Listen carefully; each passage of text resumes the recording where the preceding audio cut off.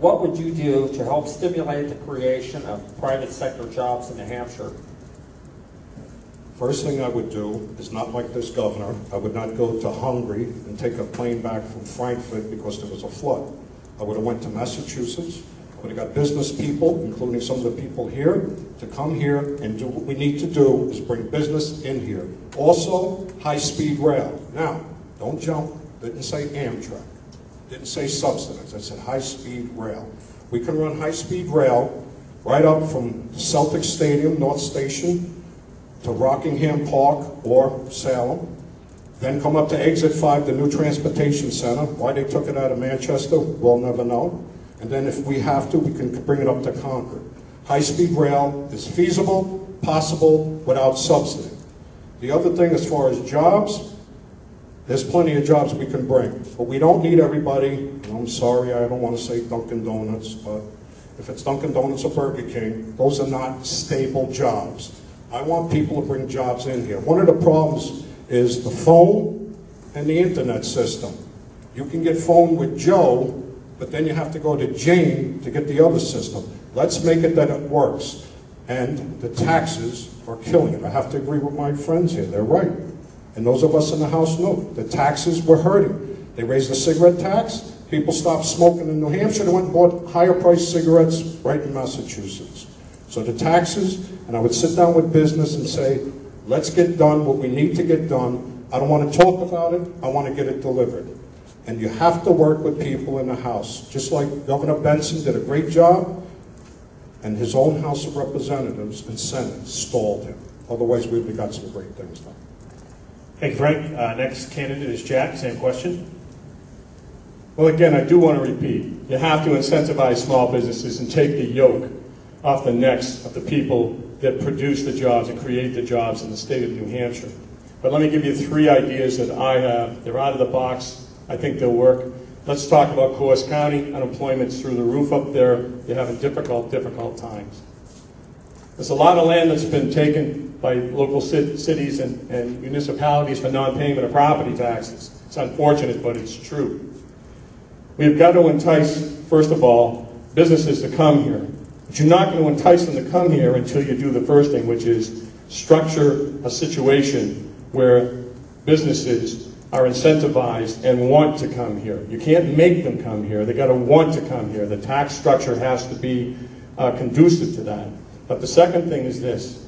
You say to them, you move your business up to the North Country, you bring 100 jobs with you, you hire 100 people in the community, and what we will do is give you the land.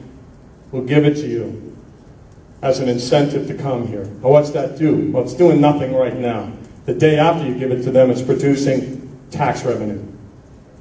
It also gives them an equity position that they didn't have before they came.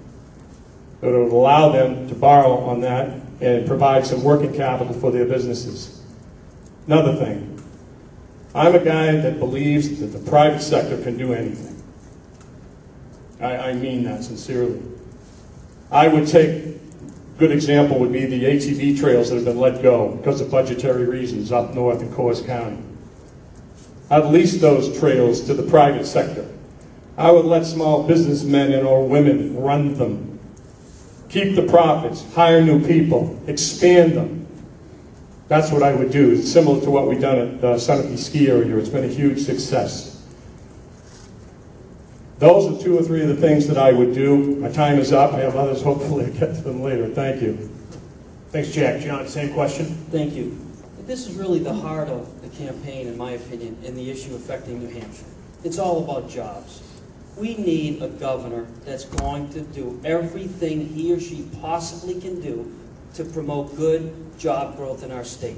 And it's not the government that creates jobs, it's the private sector. And the governor can be a salesman in chief. God, I see Jeff Daniels on TV promoting Michigan more than we promote our own state of New Hampshire. We need to go out there and you do it simply. What I said in the beginning is we need to immediately cut taxes on our employer community. That means the business profits tax being cut, That means the BET being reformed, and that means regulatory environment changing to help small businesses, so that we don't hear the stories like I've heard already on the campaign trail. Foss Manufacturing in Hampton. The CEO told me the other day that Governor Lynch came down at one point to visit, and the government of New Hampshire were never there to help them with some conservation and energy issue that they were asking for assistance on, made it so difficult, and red tape upon red tape, that now today he's growing 600 new jobs in the state of Georgia. They're gone. There's an LLC owner in Manchester, Andy, that owns a car dealership. Because of the LLC tax, he wanted to buy a new dealership. And his accountant told him, no, Andy, don't do it. And so he didn't employ another 100 or so people. We need to give our employer community relief, and that is cutting taxes, lessening the regulation, and I'd like to see something I've talked about as a tax holiday for rooms and meals. During downtimes, when our businesses, when people leave the state, after the Seafood Festival in Hampton, the Lakes region, why don't we have a couple weekends as a pilot program? No rooms and meals tax in New Hampshire. Come to this great state. I want to promote that, and we'll see so many people here. We'll create jobs, and it's the private sector, once again, that's going to make it happen. And that's what's going to happen in New Hampshire, to turn it around. Thank you, John. And Karen Testerman. Well, as I've said before, we've got a regulatory and tax burden upon all of our small businesses, and we have to do something about that.